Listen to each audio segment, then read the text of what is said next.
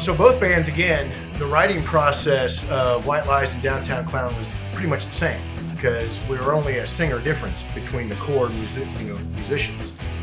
So our process for writing songs typically was an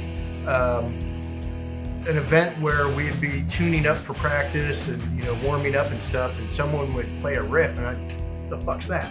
Play that again, and start hearing that. And next thing you know, put a little beat to that, and then bass would come in, and next thing you know, we have either a chorus or a verse musically, and both Joe and Max would then be off to the side, writing down stuff, and when the four of us musicians were tight enough to or arranged enough to have a opening, with a verse going into a chorus or a pre-chorus and chorus type thing. Then the singer, whether it's Joe or Max, would then come in, and it would be the mumble, thing, just kind of feeling out a melody, which I'm so glad I was never a singer and I can't imagine coming up with melodies and words like that. It's so much easier just to beat on shit. So my process for creating a song, it's more of I really have to have a riff. I'm not really good at, every once in a while it'll change up, right? I'll have something in my head. Nowadays I can grab my phone and hum something, either a riff or a melody. But yeah, it's multiple ways. The best thing is to be in a room with everybody, when we had the practice days. Somebody would come up with a riff and everybody turned their head. What is that? Keep playing that. And that's kind of how we went. Always felt the lyrics came later for me. We just, ramble something as we're creating it. But yeah, that was more the writing process and how I did it. So that ramble process, what did that sound like? Whatever it was. It was like, hey, yeah, whatever it was. Whatever the melody was. And then I'd turn that into, sometimes I'd come up with a chorus while we were practicing, whatever that was. And then we, change it up from there and just tweak it as we went. But, that was pretty much the process. Scat vocals. I had to do lyrically not anywhere close to me, because then I'd try to get too deep. And I wasn't about deep. Even in a ballad, it wasn't deep for me. What it was is, what are the best words that'll get the best reaction and sound the best and sound like I'm somewhat intelligent, at the same time, to be a bit poetic. Where was I going with this? What were we talking about? What were we talking about? When I wanted to think of lyrics, I would isolate myself. One of the strangest things is whenever I would have a complete block on anything lyrical, one of the things that worked the best for me to clear the block was to leave the room and pee. And God, no wonder I drank so much beer, because I really needed the block to lift those blocks every once in a while. But that was pretty much it. It was always a spark. That spark that turned to fire, and that fire that brought the heat. I know as a vocalist and lyricist, a lot of guys will come up with melody first, or maybe they'll have a lyric that inspires it. I have always been inspired by the mood of whatever the music is doing. And typically that would start out with a guitar riff, and one of the guitar players would be like, what do you think about this? And just start jamming, and you either felt it or you didn't. you know. But that I felt like those notes would really impact my direction and what I was going to say and what notes I was going to sing. So I was definitely one of those guys. And that's how it would start. You know, it might even start with a bass groove and they start jamming, but I always needed that foundation to set my tone. That's just the way I wrote. My process for creating a song is I'll have my guys presents me with a piece of music. It could be a hook, could be a one piece of music, one bar, anything, but they'll present me with any idea. Whatever they have, I have them throw at me. And I work off that, their pieces that they give me. You know, there's not many times we work and collaborate together. My guys really want me to work with them, but I haven't really been, I'm not that way of a writer. I just, I don't know. That's how I've always worked, but my collaborators I work with usually present me with a piece of complete music. God bless, and thank God. I mean, they're phenomenal writers, the guys I collaborate with, always. From the Fortress guys to the Nasty guys to my current guys. I mean, they've always presented me with great music. And that's really it. I could come up with a riff, and then usually the other guitar player guy was better at crafting, you know, the song around it. I got better later on into my early 20s at taking a concept or a hook or chords besides riff and just not everything at first was just so riff centric. I gotta have a da da da da da da da, and then as I got older, I figured that it's more of it's just more of the chord. It doesn't, not so much the riff, like where are the root notes and what kind of stuff can you build around it. I started becoming a better songwriter in my early 20s. I started kind of figuring it out a little bit, and then, you know, as time goes on, you get better. I don't know when exactly that happened. I got better as time went on. I got better at telling a story, because at first you're just making up nonsensical lyrics like we're gonna party and rock and roll, and then I started telling my story. I started telling stories. Okay, well this is something that happened to me. I became more of a storyteller around a rock song. You know, I think my riffs got better and my storytelling got better kind of about when I came back from LA when I was like in my early 20s. I go out and I'll start playing my guitar, start playing my bass, and I'll have a concept. So I always have these concepts of what I want the song to be about, and then I'll go into it and start kind of feeling the mood of, you know, like I want this kind of drum beat or something, and then, you know, if it's real dark, you know, I'm choosing more industrial kind of clanks and stuff like that. So the songs, like when I write them, I just kind of continue to push through them till I get to a point where I have nothing, and then it goes off into the hard drive and stays there until I feel something for it again. I write a lot of different types of music as well, so some stuff's real heavy. I'm kind of manic on that as well, so some of my music's really heavy, some of it's kind of radio commercially, and that's what's good about Frankie and I, is Frankie's real heavy now, and I'm more on the commercial side, so we try to meet in the middle. There's a lot of this push and pull to get us where we're at. I went over and jammed with them once and just played along with whatever songs they were doing. They already had a couple of originals, like starts of originals. You know, some of them were kind of like, well, we got this part and this part, but we want to, you know, we don't know.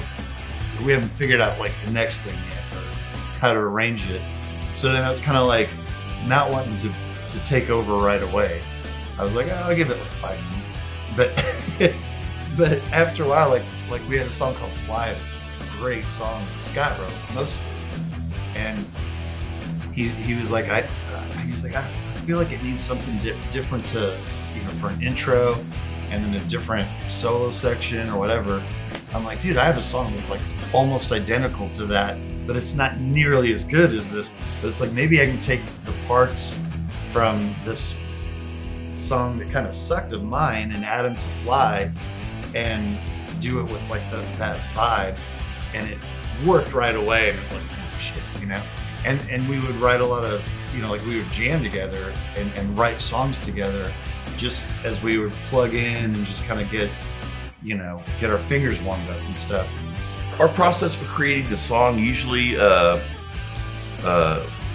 guitar player would have a riff.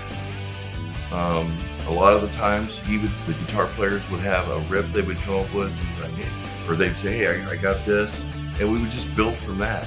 I would have bass riffs that I had come up with, and then add to, or I would be playing something and Blar would be like, hey, wait, stop, do that, and then he'd throw something over it, and it would just build from that. Literally, with when Blar was in the band, Ricky was, it didn't matter who was in the band, the members that we put together in the band, it was magic. Our songs were written, I don't know that any of the songs that we ever wrote took more than a day. I mean, it was, once we started in on something, we didn't stop till it was finished, and it was usually a rehearsal, so that rehearsal night, we usually had it fucking done. Then we had to wait on the singer to write the goddamn lyrics. And he couldn't keep up with us, because we were writing so much, and it was just, that's what was so cool, of what made me feel like my band was something special, was because the 4 or 5 of us that were in the band at the times all gelled and worked together creatively, effortlessly. It wasn't even like, no man, that sucks, or you can't do this. No one ever said you couldn't do anything. There was none of that bullshit rules. If you had an idea, it came in. I mean, our only struggle was keeping good equipment, because we were all poor, I mean, that was the big struggle for us. Writing music was fucking easy, man. We had this magical connection between the all of us. Blar and I worked together a lot. Michael Aaron and I worked together. Blar, that's what we call Michael Aaron with Blar, just because he fucking Blar on the guitar, man. He was awesome. And we worked together a lot. When Paul came in the band, he was more of a structured writer. He had he was very a patient writer, a lot of melodic chords that added a lot of melody to the band. And it was very interesting with Michael Aaron's heaviness, because Michael was an extremely heavy, screaming, you can hear it on songs like Summer Song, Billy the Kid, Never Be Found. Those kind of songs, you can really hear Michael Aaron's talent shine through. We have a song called Showdown that I just finished mastering. That it's a showdown between the 2 guitar players. It's fucking cool as shit, man. It's really interesting. I forgot about that song, and I found it about 5 months ago, and it gives me chills now thinking about it. It's like, holy shit, man, this song is cool as fuck, man. And both the guitar players get a shine, the drums and bass are in there, and it's just, it's really cool. And it's like, how the fuck did we do this shit? Because I write music now just for fun at my home studio, and it's a goddamn struggle, man.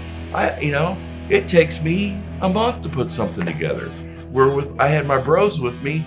It was like we picked each other up, and the songs were just written magically. It was unbelievable. It was special, really special. There was a lot of songs that Ricky Benoit would just rip it. It was like, whoa, that's it, man. That's fucking it. We're gonna build on that and bring it back down here. Let's put a pre-chorus here, a chorus there, and solo here, and then all of a sudden in 45 minutes we're like got a structure of a song together, and then we just gotta tighten it up and get some lyrics on it, and it started fucking working. I think it's close to 48 studio tracks recorded by Foxy over our career that I'm working on, that you can hear the influence from drums, guitar, bass, vocals. I mean, it's all there. And it was a group effort to write the music. It definitely was. That was fun when we first started out, because it was all organic and new. I have no music theory background. I don't know anything about writing. I still don't know a lot about writing songs. What I do is I take a piece of music, and that's what I did with these guys. Give me some songs, let me listen to it, and if I get some inspiration, inspiration. If I'm inspired by the song, I'll come up with some vocal melodies and stuff, and that's how the song's more. The way we would write, basically him and I would come up with what we thought was good, and then we'd just play it, and Ted would, if he liked it, he'd put words to it. But yeah, there was songs that we just like, this ain't working, and just toss it. But usually we'd come up with an idea and stick with it until we turned it into something. Yeah, that's how we did it. My process to coming up with the lyrics of the song, it depends on, I got to hear music. Music is what, when we're writing, what's going to give me a feel and it's going to tell me what I want to write about. And if I can sit there and throw some, I call it mumble dog bass banana patch bullshit. I'm, mumbling, saying shit and trying to make something work. Then I'll go home and I'll, watch some shit. I'll have this in my head and I'll be like, which nowadays it's easier because we have stuff that we can take and record and I can Bluetooth it and listen to it. And, I'll start writing about it, which I've got a new project that one of the songs is, I was sitting there one day and I was thinking about what do these people down in Florida Everglades, New Orleans, these killers do with the bodies, And I'm driving down the road and I'm sitting here and all of a sudden I come up where the bones are buried under the light of the moon. Feel the hearts getting heavy. And I take that to Lonnie and I'm like, check this out. So there's different ways. And now I'm sitting there looking at documentaries going, okay, I've started this, so let's finish this. And I gotta go through and watch and try to get some more ideas about what these people, how they get, they choose their people or what do they do, So. For singers, I've always thought that, how do you guys fucking do that? Coming up with a melody, coming up with words and all that stuff.